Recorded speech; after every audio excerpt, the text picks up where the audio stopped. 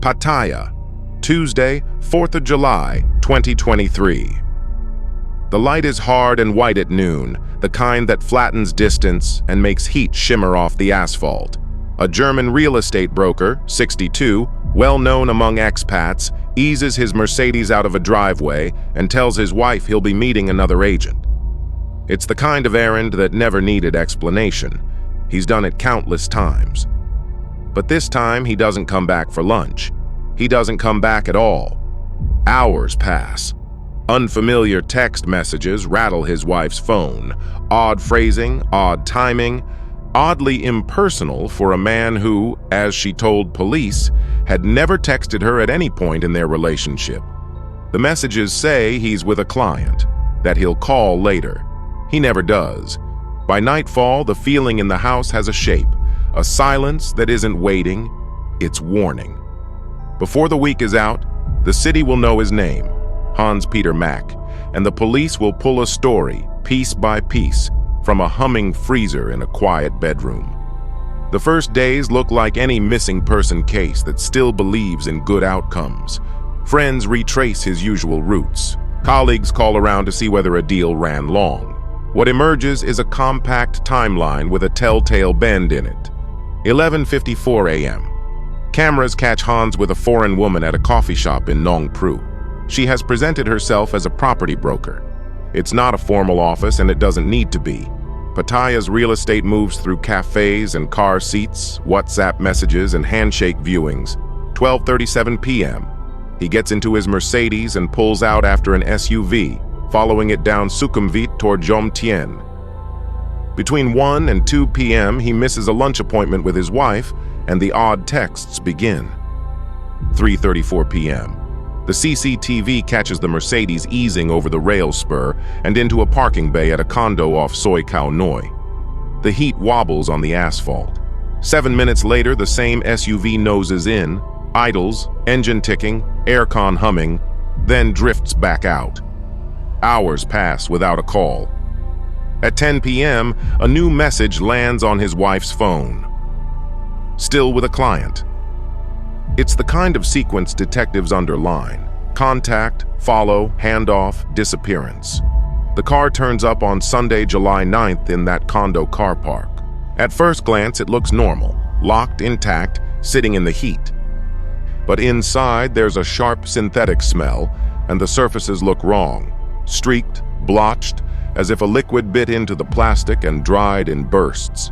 Forensics swab the dashboard, steering wheel, gear selector, door pulls. The residue is cleaning solvent. Someone has tried to wipe the car clean. When investigators say it aloud, nobody needs the rest of the sentence. It sounds like someone tried to wipe him away. The brake doesn't come from anything inside the Mercedes. Security cameras catch a chest freezer, about 1.5 meters long, loaded on the back of a black pickup, ferried into Chok Chai Garden Home Village 1. Cops put a straight edge on the map. The place that freezer goes is a short walk, roughly 400 meters, from that condo car park where the Mercedes rested. The address lands with a thud. House numbered 22-96, Nong Pru. On the night of July 10th, officers move. It's the modest, ordinary layout of a suburban bedroom, the kind where you could imagine afternoon naps and folded laundry, except there's a freezer, plugged in and humming, not in a utility space but near the bed.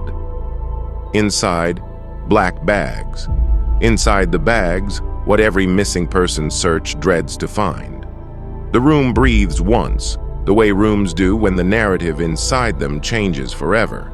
A second bag in the house holds a set of tools that look like the contents of a hardware aisle and read in context as instruments. A Makita cordless chainsaw with its charger, yellow-handled hedge clippers, heavy rolls of plastic. It would be crude to linger on what these things were used for. Enough to say that later reporting in Thailand will note 13 pieces. By morning, the case is everywhere, from Bangkok radio to Berlin tabloids. Investigators say 3.35 million baht was withdrawn from Hans's accounts. At the same time, his family was offering 3 million baht for information on his disappearance. Within days, 1.25 million baht is traced and recovered for the family. The car with the solvent swirls, the humming freezer, the tools in the bag, the bank trail, taken together, they turn a disappearance into a kidnap murder with a theft coda. The neighborhood, designed for quiet expat lives, becomes a stage. According to police briefings, the villa became the place where Olaf Brinkman's group held and assaulted him, pressuring him to transfer the money. The plan, police say, didn't stop at the money. He was meant to vanish, body taken out to sea, the saw's work completed. No toxicology report has been made public, and no clinical cause of death has been released. Early on, detectives floated the possibility of torture and a medical collapse. On record, though, no sedative was confirmed and no lab results were disclosed in the verdict coverage. Investigators traced the freezer itself. A black pickup had been hired to deliver it. The driver tells the media the order came from a German woman called Petra, a nickname that tracks to Petra, and that a foreign man rode in the back during the delivery. Pattaya moves fast when a case breaks. The morning after the freezer is opened, detectives start closing the circle. By midday, the first domino falls far from the quiet lanes of Nong Pru. A 52-year-old German biker, Olaf Thorsten Brinkman, is picked up in Bangkok, hauled off a street in Bang Na, while trying to put distance between himself and a humming bedroom freezer.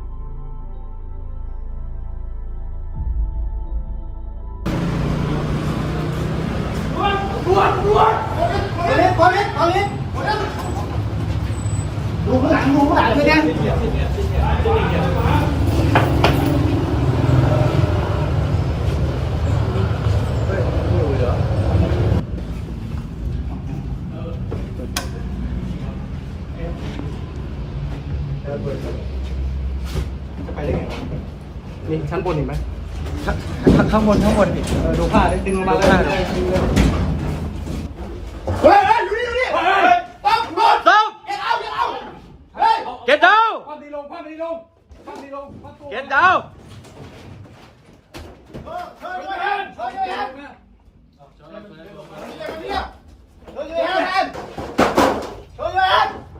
เก็ตเอาShow your hand. Your hand. Show your hand. Show your hand. Show your hand. Slow. Come here. Slow.เอา Show your hand. Sit down. Get down. Sit down. Get down. นั่นใส่พี่แบงค์ใส่กุญแจมือได้ใส่ก่อนเอาระวังหลังนะระวังหลังนะเดาไปขึ้นมาได้ใครสะดวกเอาไประวังปืนนัดนึงให้มันลงนอนคว่ำหน้าก่อนคว่ำหน้า Get down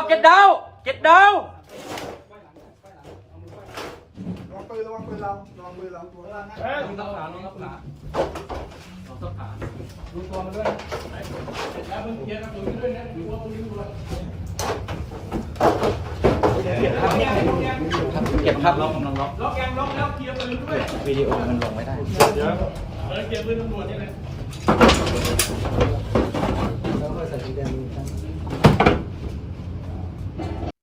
Hours later comes the next turn. A woman walks into a station and gives herself up. It's 54-year-old Petra Crystal Grundgreif, the broker from the cafe, the lure who set the meeting in motion. She doesn't run. She surrenders. The third name is not German at all, and the arrest is nowhere near Pattaya. Shahrukh Karim Uddin, a Thai national of Pakistani descent, is found in a Kanchanaburi hotel near the route to Myanmar. From the first interview to the courtroom lights, he holds the same line. He denies the murder.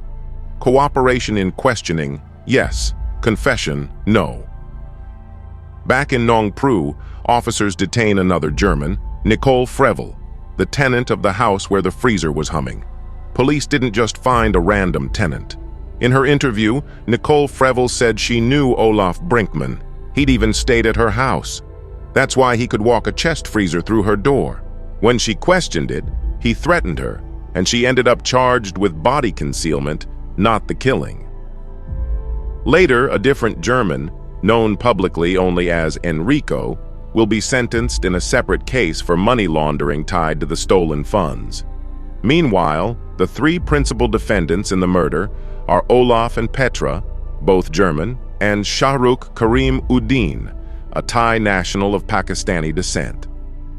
What's brewing under the surface turns the case from brutal to organized.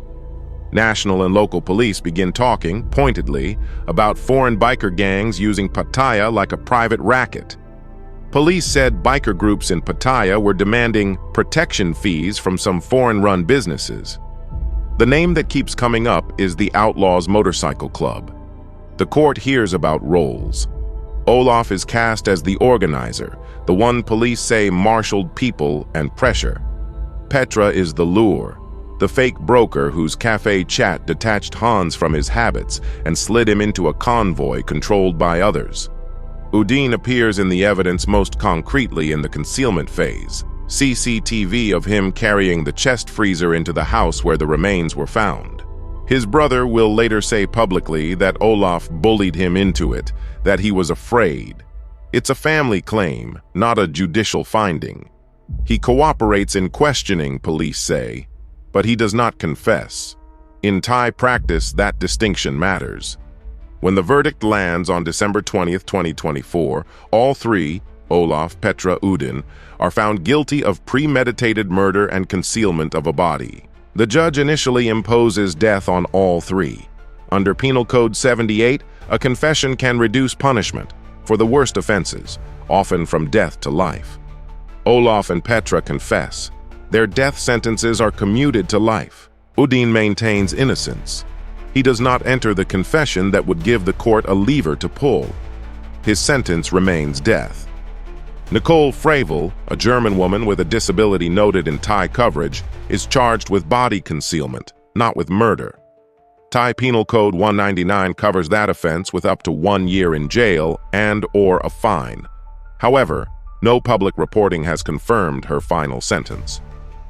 Enrico, a German identified only by his first name, was convicted of money laundering and receiving stolen funds and was sentenced to 6 years in prison.